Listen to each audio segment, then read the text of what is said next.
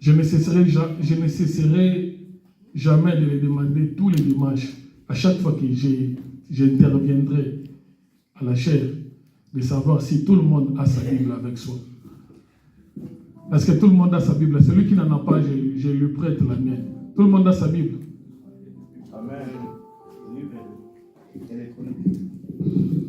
Même des Bibles dans les téléphones, tout le monde en a. Alléluia. Amen. Tout le monde en a, parce que s'il n'en a pas, je peux prêter la mienne. Parce que nous voulons être comme des chrétiens de Béret. Amen. Les chrétiens de Béret, ils vérifiaient toujours si ce qu'on leur disait était écrit. Ils ne s'emportaient pas par des raisonnements humains sur tout ce qu'on leur racontait. Ils vérifiaient. Nous ouvrons nos Bibles dans les livres des Rois. Nous allons lire d'abord des Rois. Des Rois chapitre 5. Des Rois chapitre 5 versets 1 à 14. Deux Rois chapitre 5 à 14. Nous lisons la parole du Seigneur. Amen. Naaman, le général en chef de l'armée du roi de Syrie, était un homme que son maître, le roi de Syrie, tenait en haute estime, auquel il accordait toute sa faveur, car par lui l'Éternel avait accordé la victoire aux Syriens. Hélas, ces valeureux guerriers étaient lépreux. Or, au cours d'une incursion dans les territoires d'Israël, des troupes de pillards syriens avaient enlevé une petite fille. À présent, elle était au service de la femme de Naaman. Un jour, elle dit à sa maîtresse, « Si seulement mon maître pouvait aller auprès du prophète qui habite à Samarie, cet homme ne guérirait de sa lèpre. » Naaman répéta au roi le propos de la jeune fille du pays d'Israël. Alors le roi de Syrie lui dit, « C'est bien, rends-toi là-bas, je vais te donner une lettre pour le roi d'Israël. » Ainsi Naaman s'est mis en route, emportant 350 kilos d'argent, 610 kilos d'or et 10 vêtements de réchange. Arrivé à Samarie, il remit au roi d'Israël la lettre dans laquelle il était dit, « Tu recevras ce message par l'intermédiaire de mon général Naaman que je t'envoie pour que tu les guérisses de sa lèpre. » Quand le roi d'Israël eut pris connaissance du contenu de cette lettre, il déchira ses vêtements et s'écria, « Est-ce que je suis Dieu, moi? Est-ce que je suis le maître de la vie et de la mort pour que cet homme me demande de guérir quelqu'un de sa lèpre? Reconnaissez donc et voyez qu'il me cherche querelle. » Lorsqu'Élisée, l'homme de Dieu, apprit que le roi d'Israël avait déchiré ses vêtements, il lui fit dire, « Pourquoi as-tu déchiré des vêtements? Que cet homme vienne donc me voir et il saura qu'il y a un prophète en Israël. » Naaman vint donc avec ses chevaux et son char et attendit devant la porte de la maison d'Élisée. Celui-ci lui fit dire par un envoyé, « Va te laver 7 fois dans le Jourdain et tu seras complètement purifié. » Naaman s'est mis en colère et il s'en alla en disant, « J'ai pensé que cet homme viendrait en personne vers moi, qu'il se tiendrait là pour invoquer l'Éternel, son Dieu, pour qu'il passerait sa main sur la partie malade et me guérirait de ma lèpre. Le fleuve de Damas, l'Aman et le Parpar, ne valent-ils pas mieux que tous les cours d'eau d'Israël? Ne pourrais-je pas y baigner pour être purifié? » Il fit donc demi-tour et partit furieux. Mais ses serviteurs s'approchèrent de lui pour lui dire, « Maître, si ce prophète avait ordonné quelque chose de difficile, ne le ferais-tu pas? Alors, plus forte raison, devrais-tu faire ce qu'il t'a dit, s'il te demande de te laver dans l'eau pour être purifié. » Alors Naaman descendit dans le Jourdain, s'y trompa 7 fois, comme l'homme de Dieu lui avait ordonné, et sa chair redevint nette comme celle d'un jeune enfant, et il était complètement purifié. Nous allons également lire le livre des Actes des Apôtres. Actes des Apôtres, chapitre 10. Nous lisons versets 1 à 7. Et puis nous allons sauter, nous allons lire 33 à 35. Acte 10, 1 à 7. À Césarée vivait un officier romain nommé Corneille, qui avait un poste de commandement dans la cohorte appelée l'Italique. Il était pieux et adorait Dieu avec tous les gens de sa maison. Il était généreux envers le pauvre du peuple et priait Dieu en tout temps. Un jour, vers 3 heures de l'après-midi, il eut une vision. Il vint distinctement un ange de Dieu qui entrait chez lui qui lui dit, Corneille. Corneille le regarda et tout tremblant, demandant, Qu'y a-t-il, Seigneur? L'ange lui répondit, tes prières et tes largesses envers le pauvre ont été accueillies par Dieu et il est intervenu en ta faveur. C'est pourquoi maintenant envoie des hommes à Jaffa pour faire venir ici certains Simon que l'on surnomme Pierre. Il loge chez un autre Simon, un tanneur, qui habite une maison près de la mer. Dès que l'ange qui venait de lui parler fut parti, Corneille appela 2 de ses serviteurs et l'un des soldats affectés à son service, qui était un homme pieux. Jusqu'à 7 heures. Ça, c'est 7. Et puis 33 à 35, toujours dans les livres des Actes, chapitre 10. 33 à 35. Nous sautons 33 à 35. Le verset 33 à 35. Par conséquent, j'étais donc immédiatement envoyé chercher et je te remercie d'avoir bien voulu venir. Nous voici donc maintenant tous ici devant Dieu, prêts à écouter tout ce que le Seigneur t'a chargé de nous dire. Alors Pierre prit la parole et dit, maintenant je me rends vraiment compte que Dieu ne fait pas de différence entre les hommes. Au contraire, dans toute la nation, tout homme qui le révère et qui fait ce qui est juste lui est agréable. Et enfin, nous allons lire le dernier passage, Lévitique chapitre 13, versets 44 à 46. Lévitique chapitre 13, versets 44 à 46. Lévitique chapitre 13, verset 44. L'homme a une maladie infectieuse, il est impur, et le prêtre doit le déclarer impur. C'est à la tête que le mal l'a frappé. La personne atteinte d'une telle maladie de la peau portera des vêtements déchirés et aura la tête décoiffée. Elle se couvrira la partie inférieure du visage et criera « impur, impur ». Tant qu'elle a ce mal, elle est impure. Elle habitera à l'écart, à l'extérieur du camp. 46. À 46, oui. Elle habitera à l'extérieur du camp. Amen. Nous pouvons nous rasseoir.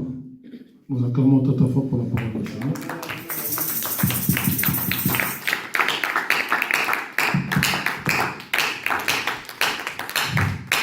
Dieu est merveilleux qui nous a accordé ce moment de pouvoir nous retrouver encore ce matin afin de parler de sa part. Ici, le thème que nous allons exploiter ce matin s'intitulera de l'eau du Jourdain. L'eau du Jourdain. L'eau du Jourdain, je vais essayer d'être aussi calme et tout par rapport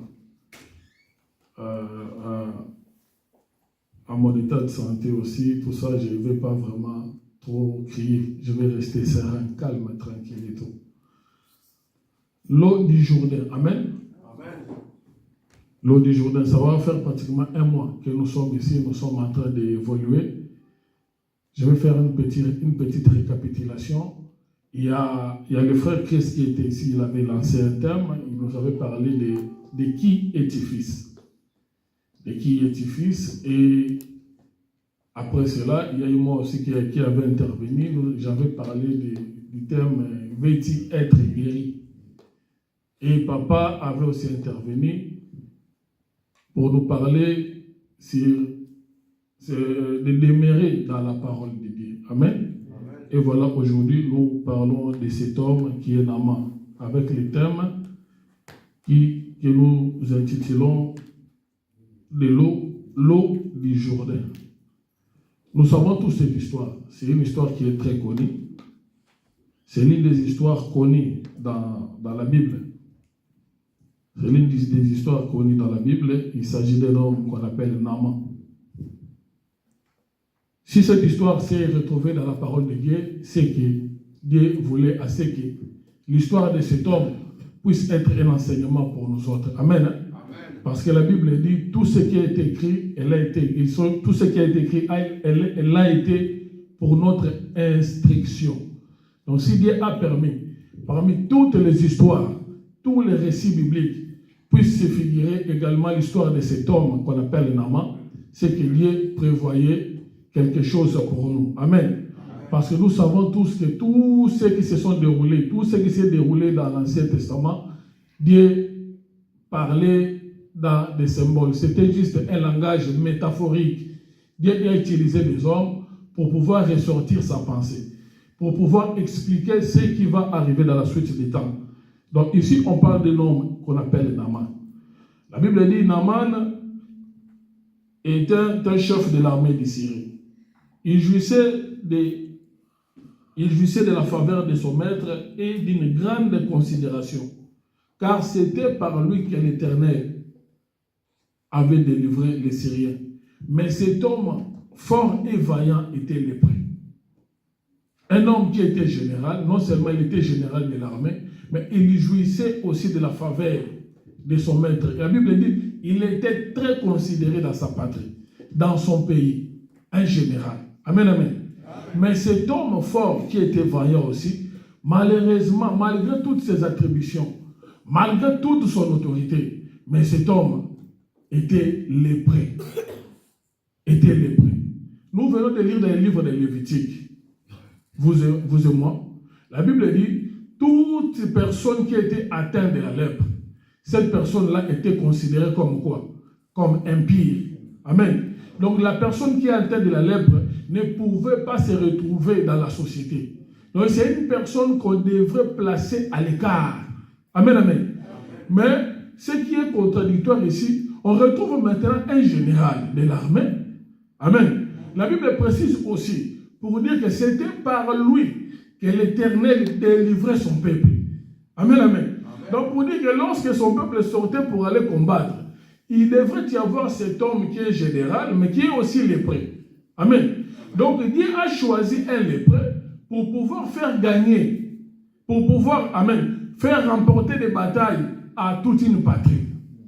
Alors que lui-même, il dit que toute personne qui a la lèpre, cette personne-là sera considérée impie. Je vois maintenant que cet homme est général. Je suis en train d'expliquer d'abord les récits et puis je vais rentrer dans la profondeur. Un général qui est là, qui a des bataillons sous son commandement. Mais il se retrouve lépreux. Donc, à chaque fois que cet homme sortait dans sa patrie, sortait de sa maison pour aller combattre, ou bien soit pour circuler dans le pays, il était couvert. Amen, amen. Il était couvert parce qu'il avait la lèpre. Il ne pouvait pas se laisser à découvert, il était couvert. Amen, hein? À cause de la lèpre qui rongeait sa peau. La lèpre, c'est une maladie cutanée. C'est une maladie évolutive. Amen, amen. C'est ça qu'on appelle la lèpre. Et la lèpre, lorsque ça évolue, ça emporte même les parties du corps. Amen, hein? Peut-être vous aujourd'hui, avec l'avancée de la médecine, hein, nous ne rencontrons plus les cas de lèpre. Mais lèpre, c'est une maladie évolutive. Donc si tu entretiens la lèpre, ça finira d'abord par te ronger petit à petit. Ça va emporter les parties du corps. Ça emporte les doigts, ça emporte l'oreille, ça peut emporter les nez, ainsi de suite. Donc ça tue à petit feu. Amen, hein? Amen. Donc voilà. Donc c'est une maladie vraiment, comme moi, je ne sais pas comment expliquer ça. Donc si tu es atteint de cette maladie, donc tu vas mourir à petit feu. Donc j'ai eu à consulter des images de personnes atteintes de la lèpre et tout. Il y a certaines personnes qui n'avaient pratiquement plus de doigts. D'autres personnes qui n'avaient plus de nez. Il y a des oreilles qui partaient suite à cette maladie. Amen. Donc je voulais juste vous faire voir les niveaux, les degrés, les dégâts que peut causer cette maladie. Amen, amen. Maintenant, on dit ce général ici souffrait de cette maladie-là. Alléluia. Donc c'est que sa maladie était dans sa première phase. Amen. Hein? Donc ça n'avait pas encore évolué. Parce que si cette maladie avait évolué sur cet homme, ce général ici, certainement il resterait cloîtré dans la maison. Amen, amen. Donc s'il sort pour combattre, donc c'est que la maladie était dans la première phase. Amen. N'avait pas encore atteint la profondeur. La profondeur où ça a amené, ça a emporté les parties du corps. Amen. Hein? Donc cet homme, il était lépreux. Mais malgré sa lèpre, l'Éternel Dieu l'a choisi. La Bible dit c'est par lui que le Seigneur faisait remporter les victoires. Cet homme est lépreux, il circule dans sa patrie, il circule dans son pays. Partout où il passait, il était adulé. Il était adulé.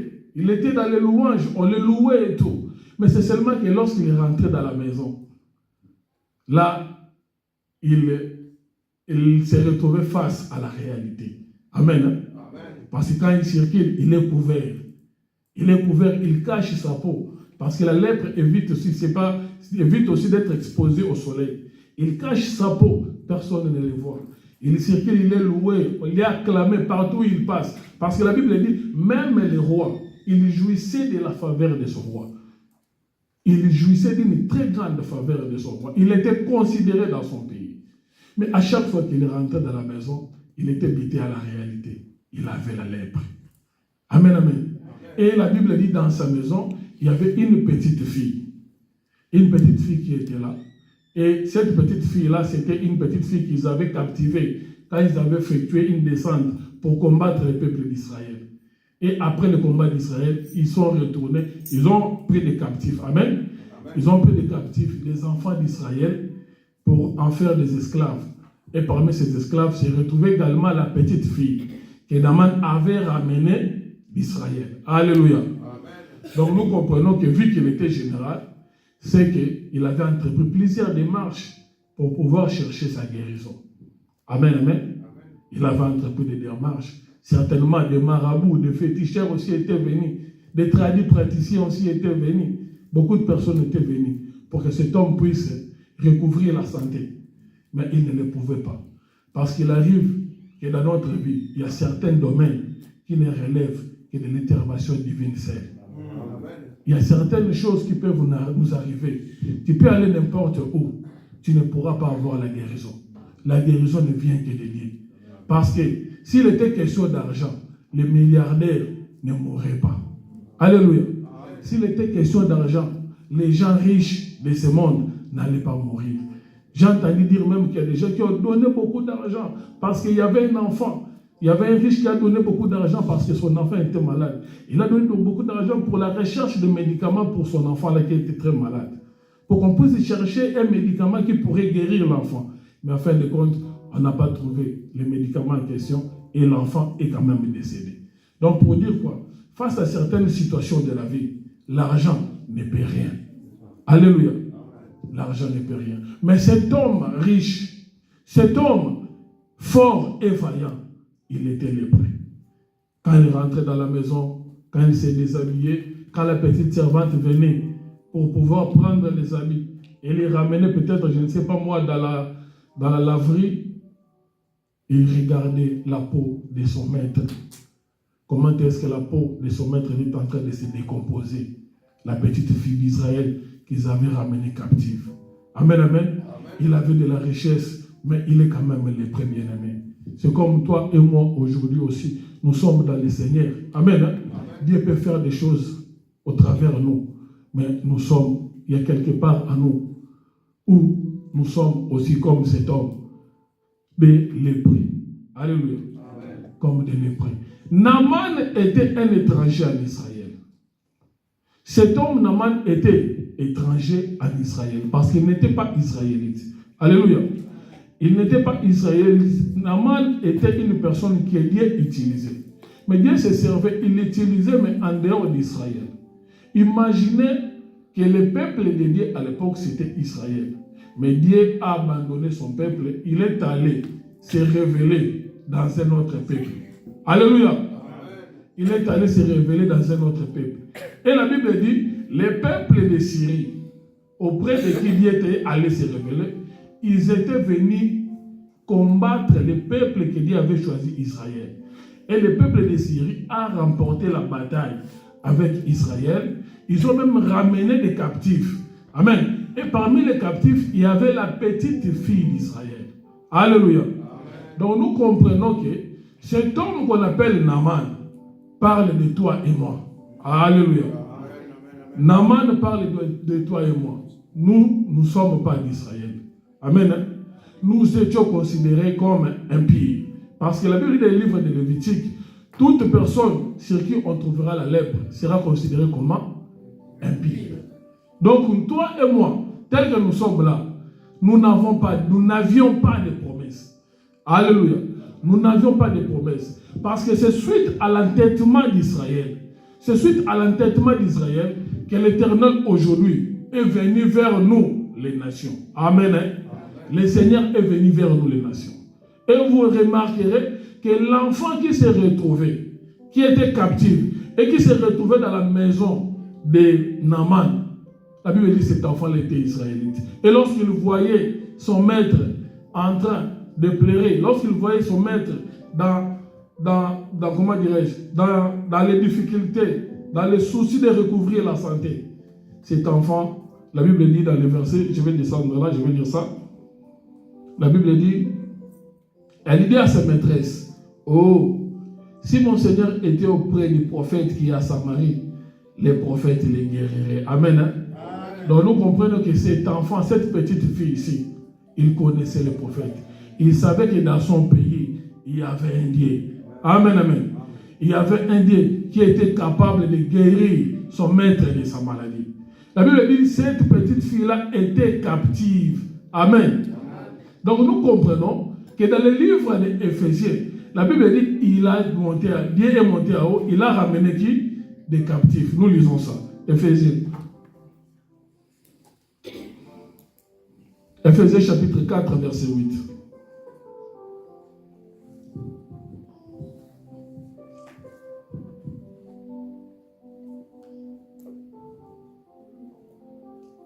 Éphésiens chapitre 4, verset 8, je lis rapidement. Écoutez ce que la Bible dit.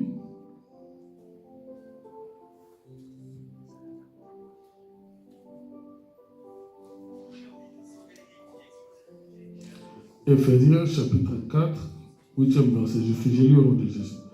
La Bible dit, c'est pourquoi il est dit, étant monté en haut, il a amené des captifs et il a fait des dons aux hommes. Amen, amen. Donc nous comprenons que ce petit enfant, cette petite servante ici, qui était également captive, en réalité, elle était une missionnaire. Amen. Il était une missionnaire que Dieu avait placée auprès de Naaman, pour que Naaman puisse recouvrir sa santé. Dieu, il mène des choses, il fait des choses que nous-mêmes, nous ne maîtrisons pas des fois. Il a placé cette petite fille-là, parce qu'il savait déjà qu'il travaillait avec Naaman. Il travaille avec ses généraux d'armée. Amen. Parce que la Bible dit c'est par lui que le Seigneur délivrait le peuple. Mais Dieu ne pouvait pas les laisser comme ça. C'est pourquoi il envoyait les petites filles. Donc nous comprenons que la petite fille qui est ici, au jour d'aujourd'hui, la petite fille en question, ce sont les ministres de Dieu. Je ne sais pas si quelqu'un a compris. La petite fille, ce sont les ministres de Dieu. Parce que la Bible dit, cette petite fille-là était captive. Amen. Nous avons lu dans les livres d'Éphésiens, le Seigneur a dit, quand il est monté, il a ramené aussi de qui? Des captifs. Ce sont les ministres qui sont des captifs auprès du Seigneur pour pouvoir indiquer au peuple où aller pour être sauvé. Où aller pour être sauvé. Les hommes de Dieu sont représentés par cette petite fille. C'est pourquoi le Seigneur Jésus-Christ, pendant qu'il prêchait, il dit, je te loue, Père, de ce que tu as caché ces choses aux sages et aux intelligents de ce monde. Mais tu les as révélées aux petits enfants. Amen, amen. Dieu a caché la vérité aux sages. Mais après cette vérité, a révélé cette vérité-là aux petits enfants. Quand le Seigneur parlait des petits enfants, il parlait de ses apôtres, il parlait des disciples. Dieu avait caché les choses de Dieu, les mystères du temps de la fin, les mystères de la parole aux scribes, aux docteurs de la loi, aux pharisiens. Mais il les avait révélés à qui? Aux petits enfants. Amen. Il les avait révélés aux apôtres. Donc là-bas aussi, nous voyons maintenant un enfant qui était une petite fille. Il vient dire à Naaman, il dit, oh maître, si seulement tu allais dans mon pays. Amen, amen. Si seulement tu retournais là-bas, tu seras guéri. Bien aimé, la Bible dit, le salut vient de... Non, ça c'est la parole. Amen. Gloire à Jésus. Le salut vient des Juifs. Amen, amen. Le salut vient des Juifs. Donc nous comprenons que cet homme ici, qui était en dehors d'Israël, qui cherchait à être sauvé, pour être sauvé, amen, amen, pour être purifié de sa maladie, il devrait aller où? En Israël. La parole que nous prêchons aujourd'hui, la Bible dit, est-ce que de vous que cette parole est sortie? La parole vient de où? Vient d'Israël. Alléluia. la parole vient d'Israël. Il était venu chez les siens ne l'ont pas réussi. Amen. Et il a donné le pouvoir à tous ceux qui ont crié à son nom de devenir enfants de Dieu. Donc au départ, il était d'abord venu pour Israël. Amen. Comme Israël a rejeté, il t'a donné maintenant l'accès. Donc pour dire que les salis que tu as aujourd'hui vient d'où? C'est pourquoi cet homme Naaman, le lépreux qui a besoin de la guérison, il devrait retourner où ça? Il devrait aller en Israël. Alléluia. Il devrait aller là-bas parce que le salut vient de là. La parole de Dieu. La Bible dit Dieu s'est choisi un peuple. Lorsque Dieu voulait visiter le monde, il a commencé par choisir un peuple. Et le peuple, c'était le peuple d'Israël. Et à travers le peuple d'Israël, il s'est fait connaître au monde. Alléluia. Il s'est fait connaître au monde. Donc nous comprenons que cette petite fille ici, aujourd'hui, si nous sommes des Naaman, si nous qui étions étrangers aux promesses, si nous que Dieu ne connaissait pas, si nous qui étions sans alliance, amen, grâce à cette petite fille ici, nous sommes sauvés. Grâce à cette petite fille ici, nous entrons dans l'alliance. Et cette petite fille-là, nous avons dit, ce sont les ministres de Dieu. Amen. Ce sont les hommes de Dieu qui nous prêchent aujourd'hui. Ce sont les hommes de Dieu qui nous indiquent où aller pour être purifiés. Amen, amen. C'est pourquoi au tout début, je vous avais expliqué, les récits de cet homme Naaman, c'est allégorique, c'est métaphorique. Amen, amen. C'est métaphorique, ça veut dire quoi? C'est juste une histoire que Dieu voulait donner l'explication de ce que ça voulait dire dans la suite des temps. Alléluia. Je descends. La Bible dit ceci. Je descends à partir du verset 7. Écoutez ce que la Bible dit. Parce que là, nous sommes en train d'explorer les récits d'abord. Amen. Nous voulons entrer dans les récits et puis nous allons chuter sur notre thème, l'eau du Jourdain. Dans le verset 7, la Bible dit, après avoir lu la lettre, la fille, lorsqu'elle s'est présentée devant Naaman, Naaman alla dire à son maître, la jeune fille du pays d'Israël parle de telle et telle manière. Le roi de Syrie dit, va, rends-toi à Samarie, et j'enverrai une lettre au roi d'Israël. Il partit, il porta au roi d'Israël la lettre, où il était dit, maintenant, quand cette lettre te sera parvenue, tu sauras que je t'envoie Naaman, mon serviteur, afin que tu guérisses de sa lèpre. 7. Après avoir lu la lettre, le roi d'Israël déchira ses vêtements et dit, suis-je un Dieu pour faire mourir ou pour faire vivre? Qu'il s'adresse à moi afin que je le guérisse un homme de sa lèpre. Amen. Donc vous voyez la réaction du roi. Donc lorsque Naaman s'est retrouvé devant le roi, devant son roi dans son pays, son roi va envoyer une lettre au roi d'Israël. Il lui dit, je t'envoie mon serviteur Naaman, qui est le général de mon armée. Je te le renvoie pour que toi tu puisses les guérir. Amen, amen. Et nous voyons, lorsque le roi va lire la lettre, il va entrer dans une panique. Amen. Il va entrer dans une agitation. Parce qu'il savait que lui, roi, il n'avait pas la capacité de guérir la lèpre, bien-aimé. Il n'avait pas la capacité. Il sait même la personne qui pouvait guérir la lèpre. Regardez sa réaction. Il est allé dire, suis-je un Dieu? Amen. Pour pouvoir guérir la lèpre. Donc le roi reconnaissait que seul Dieu pouvait guérir la lèpre, bien-aimé. Donc certaines choses qui peuvent nous arriver, bien-aimé, on ne peut pas compter sur un homme. Seul Dieu est capable de nous sortir de des situations. Je ne sais pas la situation que toi tu es en train de traverser. Bien-aimé, tu peux te fier à des hommes. Il y a certaines personnes qui ne seront pas en mesure de te délivrer. Il y a certaines personnes qui ne seront pas en mesure de te donner gain de cause. Il y a certaines personnes qui ne pourront pas t'apporter la réponse à tes questions. Il y a certaines personnes qui ne pourront pas t'apporter la solution à tes problèmes. Mais seul Dieu peut. Seul Dieu peut, bien-aimé. Le roi déchirait ses vêtements. Il lui dit, suis-je Dieu? Suis-je Dieu pour apporter la guérison? Et la suite du verset, la Bible dit, lorsque Élisée, amen, l'homme de Dieu, apprit que le roi avait déchiré ses vêtements, il envoya dire au roi, pourquoi as-tu déchiré tes vêtements? Laisse-le venir à moi et il saura qu'il y a un Dieu en Israël. Alléluia. Le roi a déchiré les vêtements. Donc nous ici, nous voyons des types de comportements face à un problème. Amen, amen. Nous voyons des types de comportements. Donc face à un problème, il y a certaines personnes qui entrent dans l'agitation. Il y a un problème qui peut t'arriver aujourd'hui. Il y a une situation qui peut t'atteindre aujourd'hui. Amen, amen.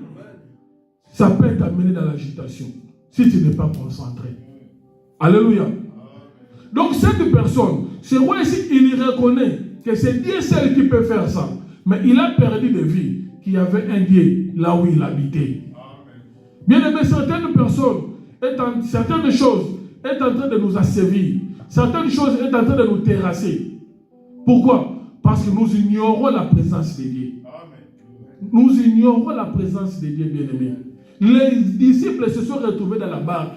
La Bible dit, lorsque la tempête s'est levée, à tel point que leur vie était aussi en danger, ils ont oublié qu'ils avaient aussi Jésus-Christ dans la barque. Des fois, il nous arrive d'oublier que nous avons Jésus. Amen. Il nous arrive d'oublier. Mais la petite fille, amen, qui est partie en esclavage, il sait que d'où je viens, il y a un roi, il y a un Dieu. Amen. Parce que la petite fille a vu des choses, il a vu les miracles, amen, que l'homme de Dieu faisait. Il a vu tout ce que Dieu faisait à travers cet homme-là. Mais arrivé en Israël, le roi qui y habitait, il ignore même les dieux qui pouvaient faire des choses. Mais il y reconnaît quand même que Dieu seul peut guérir. Certaines choses qui peuvent nous arriver, bien aimés, nous ignorons la présence de Dieu. Nous voyons des comportements. Et il y a le prophète qui va dire ceci. Laisse-les venir. C'est le même problème. Amen. Pour lequel toi tu as déchiré les vêtements, c'est ce même problème-là. D'autres ont des solutions. C'est le même problème-là qui est en train de te terrasser, qui est en train de te déranger. D'autres personnes réussissent avec ce même problème-là. Amen. Certaines choses qui peuvent nous arriver. Si toi tu vois des obstacles suite à cette chose-là, d'autres s'en servent pour pouvoir atteindre d'autres dimensions. Alléluia. Alléluia. Des choses peuvent nous arriver. Quel est le comportement que toi tu adoptes face à ces problèmes-là? Bien-aimé, si le problème t'arrive, si la situation te dérange, si la situation se présente devant toi, si tu n'arrives pas à maîtriser, amen, à prendre les décisions sur cette situation-là t'amènera à déchirer les vêtements. Cette situation-là va te terrasser. Amen, amen. Je ne voudrais même pas entrer sur le déchirement des vêtements, parce que là, je vais ouvrir encore d'autres fenêtres. Parce que la Bible dit au sacrificateur de ne pas déchirer les vêtements. Mais je ne vais pas entrer là-bas. Je ne vais pas entrer là-bas parce que nous voyons la présence de la lettre. Amen. Nous posons la présence de la lettre et le déchirement des vêtements. La Bible dit la lettre, je ne vais pas entrer là-bas. Alléluia. Alléluia. Mais il y a une autre personne qui est le prophète. Il lui dit, pourquoi toi tu as déchiré les vêtements? Amen, amen. Apporte-moi ce problème-là. Apporte-moi, amène ce problème-là pour lequel toi tu as déchiré les vêtements. Moi je ferai voir à ce problème. Amen, amen. Combien est-ce que mon Dieu est grand? Ne fais pas voir à Dieu combien est-ce que ton problème est grand. Fais voir à Dieu fais voir à ton problème combien est-ce que Dieu est. Fais voir à ton problème combien est-ce que Dieu est grand. Si tu viens, il y a d'autres personnes qui viennent, ils prient, il est là seulement à se lamenter. Moi j'ai traversé ceci, moi j'ai vu ceci, moi je suis en train de subir cela. Glorifie Jésus-Christ sur le problème que tu es en train de traverser. Élève le nom de Dieu sur le problème que toi tu es en train de traverser. Amen, amen. Il y a certaines solutions qui ne viennent que par l'adoration. Amen, amen. Quand tu pries, il ne suffit pas seulement de s'attarder partir des lamentations. Ah moi ceci là, moi c'est là. Non.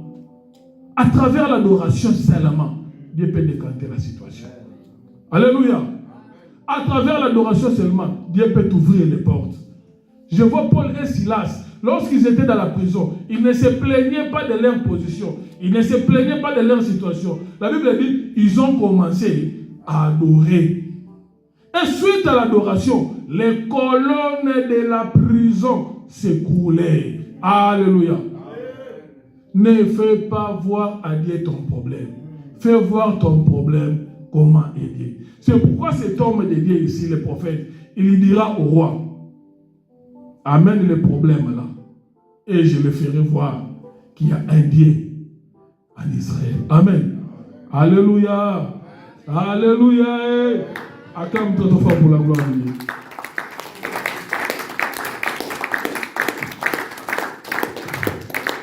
Fais voir ton problème, ne fais pas voir à Dieu ton problème, mais fais voir ton problème combien est-ce que Dieu est grand. Cet homme est arrivé et le prophète va le faire venir. Parce que le roi qui avait déchiré les habits là, il s'appelait Joram. Amen. Il s'appelait Joram, c'est le fils de Jézabel. Amen, amen.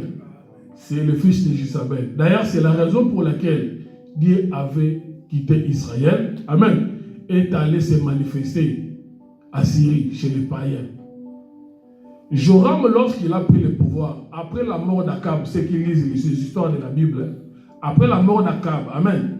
Akab qui était le mari de Jézabel, ils ont eu pour enfant Joram. La Bible dit Joram aussi a fait des choses, amen, qui n'avaient pas plu à Dieu. Amen. C'est pourquoi Dieu leur avait aussi tourné les dos. Est-ce que vous pouvez imaginer que le peuple de Dieu, il y a un peuple païen qui vient combattre le peuple de Dieu et ils remportent le combat et ils partent, ils amènent avec eux des captifs et des esclaves. Donc c'est parce que ces peuples ici avaient fait ce qui était mal à Dieu. Amen. Donc il en est de même aujourd'hui, nous. L'Éternel n'est plus en Israël. Alléluia. Il est avec nous maintenant. Mais c'est seulement que pour que nous puissions être purifiés, nous devons retourner à la parole. La parole qui est sortie d'où? D'Israël. Le salut vient des Juifs. Alléluia. Le verset, je lis rapidement le verset 7 ou 8. Naaman vit les chevaux, je vais sauter, j'arrive au verset 10. Écoute ce que la Bible dit. Élisée lui fit dire par un messager. Naaman vint avec ses chevaux et son char, il s'arrêta à la porte de la maison d'Élisée. Élisée lui fit dire par un messager, va et lave-toi 7 fois dans le Jourdain et ta chair redeviendra pire. Amen. Hein? Élisée lui dit, va et lave-toi 7 fois dans le Jourdain et ta chair redeviendra pire. Mais cet homme à qui on demande d'aller plonger dans le Jourdain, il commence à lutter avec cette parole qui était sortie. Alléluia. Il y a une parole qui est sortie pour sa purification. Mais cet homme, au lieu de pouvoir obéir à la parole, amen, hein? Alléluia. Cet homme, au lieu d'obéir à la parole qui était sortie, il cherche à lutter avec cette parole. Bien aimé, Dieu a déjà dit. Dieu a déjà dit. Quand il a déjà parlé, il a parlé. Ce qui est écrit est écrit.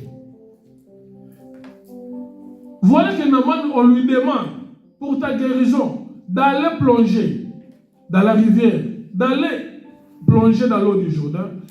Naaman, ici, il commence à citer les noms des fleuves. Amen. Qu'il connaissait dans son pays. Naaman, il se plaint. Il dit, moi je pensais que ce prophète allait sortir et venir à ma rencontre. Mais voilà qu'il est en train de m'envoyer me baigner dans les Jourdains qui se trouvaient en Israël. Donc pour dire que le Jourdain était de la mauvaise qualité. Parce qu'il a comparé le fleuve Jourdain au fleuve de Damas, au fleuve de Syrie. Amen. Hein? Il a comparé le fleuve Jourdain à leur fleuve, au fleuve de son pays. Écoutez ce qu'il va dire. Il va dire ceci. Naaman fut irrité, donc il est fâché. Il s'en alla. Il se présenta lui-même et il dit, moi je pensais qu'il invoquerait l'Éternel, son Dieu. Il agitera sa main sur place et guérira de la lèpre. Il dit, les fleuves de Damas, l'Abana, les barbares, ne valent-ils pas mieux que tous les eaux d'Israël? Alléluia. Amen. Alléluia. Amen. Acclame très fort. Il dit, les fleuves de son pays ne valent-ils pas mieux que les fleuves Jourdain? Amen. Il commence d'abord par lutter avec la parole qui était sortie, mais il commence à comparer cette parole-là, amen, aux paroles qu'il a eu à écouter. Bien aimé, nous rencontrons ces problèmes-là aussi aujourd'hui. D'autres ne voient pas la main de Dieu parce qu'ils cherchent à comparer la parole de Dieu aux choses qu'ils ont eu à écouter. Amen, amen. Aux choses qu'ils ont eu à lire, à entendre, aux choses qu'on leur a racontées. Donc cet homme ici, il s'est dit, non, le fleuve Jourdain est trop sale pour moi. Amen. Hein? Le fleuve Jourdain ne me convient pas par rapport à mon rang. Amen. Par rapport à ma qualité, par rapport à mon statut, je ne peux pas aller me plonger dans ces fleuves-là, dans cette rivière-là. Il y a d'autres rivières qui sont plus propres. Mais or, il a dépendu de sa guérison. Si les autres rivières étaient plus propres que celles du Jourdain, pourquoi n'était-il pas allé là-bas? Pourquoi n'était-il pas allé au fleuve de Damas? Pourquoi n'était-il pas allé dans le fleuve de Barbar? Pourquoi n'était-il pas allé dans le fleuve d'Albana? Bien aimé, Dieu est dans sa parole. Le Jourdain ici, c'est le type de la parole de Dieu. Alléluia. Le Jourdain, c'est le type de la parole de Dieu. Pour pouvoir guérir, pour pouvoir vivre la main de Dieu, tu dois te référer à la parole de Dieu. Bien aimé, il n'y a rien d'autre qui pourra te sauver. Il n'y a rien d'autre qui pourra te transformer. Il n'y a rien d'autre qui pourra te restaurer si ce n'est la parole de Dieu. Ne pars pas chercher des ouvrages. Ne pars pas chercher des livres. Ne pars pas chercher des enseignements. Et on en voit aujourd'hui. Il y a des gens qui partent chercher des fleuves. Ah non, lui il a beaucoup parlé. C'est lui, cet ouvrage ici est meilleur à la parole de Dieu. Bien aimé, la parole de Dieu, elle est simple, mais elle reste la parole. Elle est simple, elle reste la parole. Dieu, la puissance de Dieu agit dans la simplicité. Nous lisons le livre d'Éphésiens.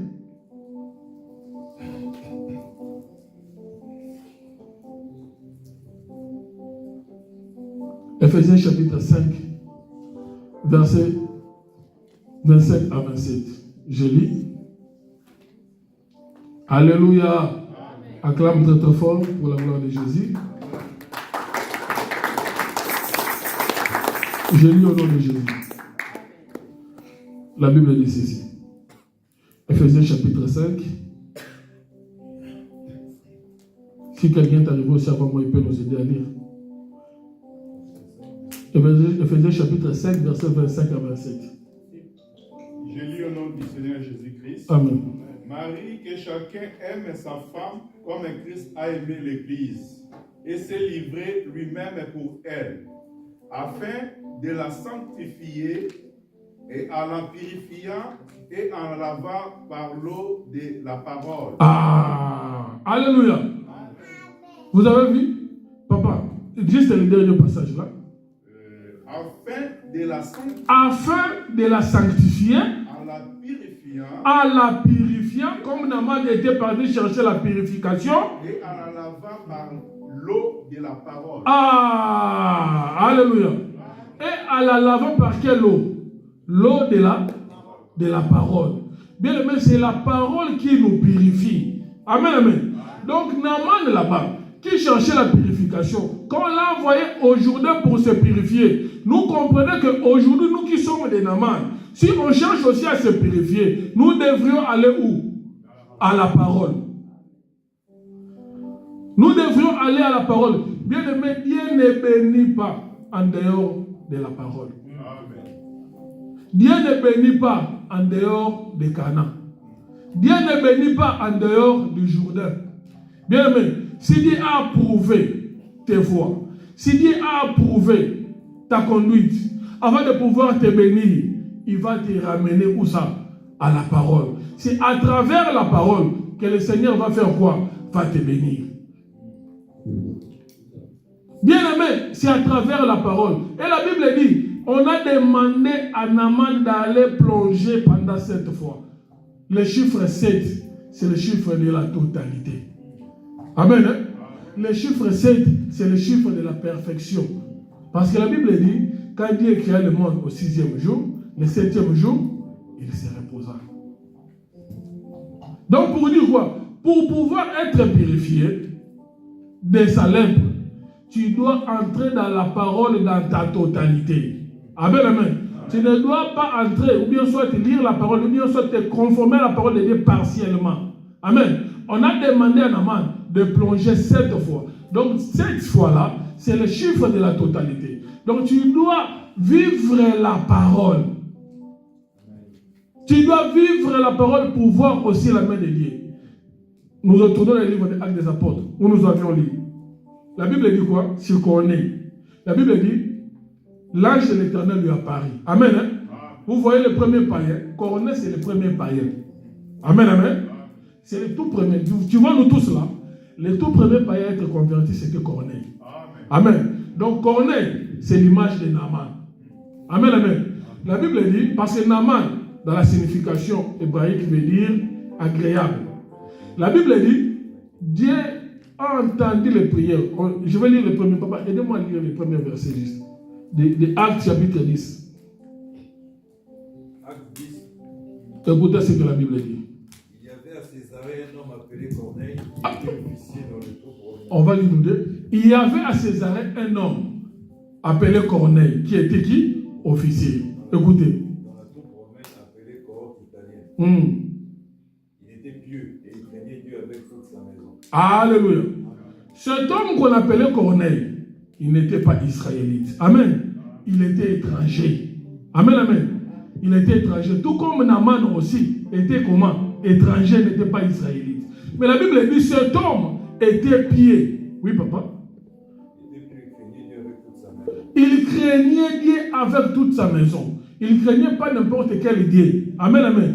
Il craignait les dieux d'Israël. Amen, amen. On les appelait des prosélytes en ces temps-là. Il craignait les dieux d'Israël. Écoutez. Il donnait beaucoup d'argent au peuple et ne cessait de prier Dieu. Ah, vous voyez, il faisait de bonnes œuvres. Et ne cessait de faire quoi? De prier Dieu. Écoutez maintenant la suite. Vers 3 heures de l'après-midi, il vit clairement dans une vision un ange de Dieu entrer chez lui et lui dit, Corneille. L'ange, pendant que cet homme ici s'est reposé dans l'après-midi, la Bible dit un ange lui apparut. Alléluia. Regardez, écoutez ce que l'ange va lui dire. Il fixa le regard sur lui, rempli de crainte, répondit, dit-il, Seigneur, l'ange lui dit, tes prières et les dons que tu as faits sont montés devant Dieu. Après. Et il s'en est souvenu. Amen, amen. On s'arrête là, papa. Les prières, les bonnes œuvres, les aumônes que toi tu fais, Corneille, sont montées devant qui? Devant Dieu. Et Dieu s'est souvenu de toi. Amen, amen. Donc Dieu s'est souvenu de toutes les démarches qu'avait entrepris Corneille. Amen. Ses prières, ses bonnes œuvres. Maintenant, Dieu veut faire quelque chose pour Corneille. Alléluia. Il veut bénir Corneille. Amen. Hein? Il veut le bénir. Parce que l'ange a été clair. Il a dit, tes prières sont montées. Et Dieu fait quoi? S'est souvenu. Mais Seigneur, tu pouvais le bénir directement. Puisque tu avais déjà envoyé l'ange. Alléluia. Mais il fallait le bénir directement parce que l'ange est arrivé. Amen. Il est arrivé, il a reconnu. Il a dit que non, effectivement, Dieu s'est souvenu de tout ce que toi tu as fait. Mais écoutez ce que Dieu va nous dire. Maintenant, envoie des hommes à Jaffa et fais venir Simon surnommé Pierre. Ah, alléluia. Il lui dit, Dieu s'est souvenu. Donc pour dire qu'il veut faire quelque chose. Mais avant que Dieu ne puisse faire quelque chose, fais monter les hommes là-bas. Va faire appeler qui? Pierre. Envoie des hommes. Faites appeler Pierre. Amen. Pourquoi? Parce que Pierre va lui apporter la parole. Je ne sais pas si quelqu'un a compris. Mais c'est dans les 33, non? Si on descend un peu plus bas, dans les 33 où on avait lu, que lorsque Pierre effectivement est arrivé, il a commencé à leur enseigner quoi? La parole de Dieu. Tu vois? Donc Dieu veut faire quelque chose pour cet homme de Corneille. Avant de pouvoir faire la chose, il commence d'abord par lui envoyer la parole. Bien aimé, Dieu ne peut rien faire en dehors de la parole. Quelqu'un a compris? Il a dit à Corneille, j'ai entendu tes prières, j'ai vu tes bonnes œuvres, mais je vais faire quelque chose. Mais comme Corneille n'avait pas la parole de Dieu, la première des choses, commençons d'abord par faire venir Pierre. Amen. Que Pierre t'apporte quoi? La parole. C'est pourquoi le Seigneur va dire dans le livre de Jean, verset 17, chapitre 17, verset 17. Il a dit, je prie pour les apôtres, les disciples, amen, pour tous ceux qui seront convertis à travers leurs paroles. Dans les paroles que les Paul, les Pierre vont apporter. Amen. C'est pourquoi Jésus-Christ avait prié, dans Jean 17, il a dit, tous ceux qui seront convertis à travers les paroles que les pierres vont apporter. Amen. Donc Dieu veut faire quelque chose. Il commence d'abord par faire venir la parole. Bien aimé, toute bénédiction que toi tu peux chercher, tu ne les trouveras pas en dehors de la parole de Dieu. Amen. Hein? Tout ce que toi tu cherches aujourd'hui, la parole est là. Mais c'est seulement qu'il faut faire attention. Il faut éviter d'entretenir la lèpre. Évite d'entretenir la lèpre. Donc quand on entre 7 fois, amen. Quand on entre 7 fois dans le Jourdain, on sort purifié. Amen. Donc pour dire que si tu n'entres que 2 fois, si tu n'entres que 3 fois, si tu n'entres que 4 fois, la lèpre demeurera toujours. Parce que la Bible dit c'est au 7e fois. Amen. C'est au 7e fois que Naaman est sorti purifié.